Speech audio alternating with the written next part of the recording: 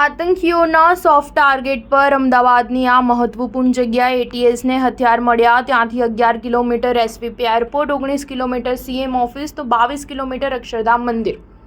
ગુજરાતમાં આતંકવાદી સંગઠન દ્વારા હુમલાની તૈયારી કરવામાં આવી હતી. જોકે તે પહેલાં જ ગુજરાત એટીએસે 4 આતંકવાદી મોહમ્મદ નુસરત, મોહમ્મદ નફરાન, મોહમ્મદ રસદીન અને મોહમ્મદ ફરીસ ધરપકડ કરી લીધી છે. આ આતંકવાદીઓ ના ભારતના હતા કે ના પાકિસ્તાનના.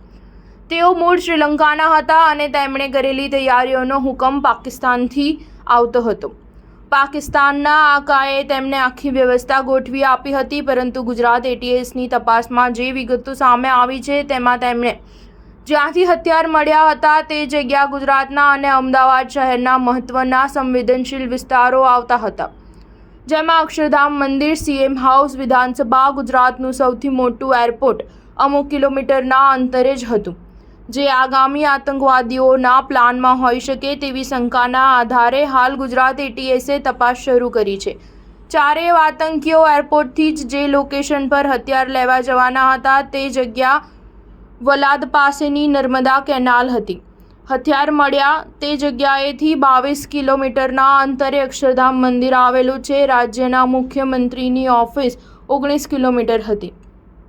આંતરરાષ્ટ્રીય કક્ષાની કોન્ફરન્સ યોજાઈ તે મહાત્મા મંદિર 20 કિલોમીટર હતું. વિદેશી પ્રવાસીઓની અવરજવર થાય તેવું અમદાવાદ એરપોર્ટ 11 કિલોમીટર હતું. જ્યારે રાજ્યના પોલીસ વડા અને અન્ય ઉચ્ચ પોલીસ અધિકારીઓની કચેરી ડીજી ઓફિસ 18 કિલોમીટર હતી.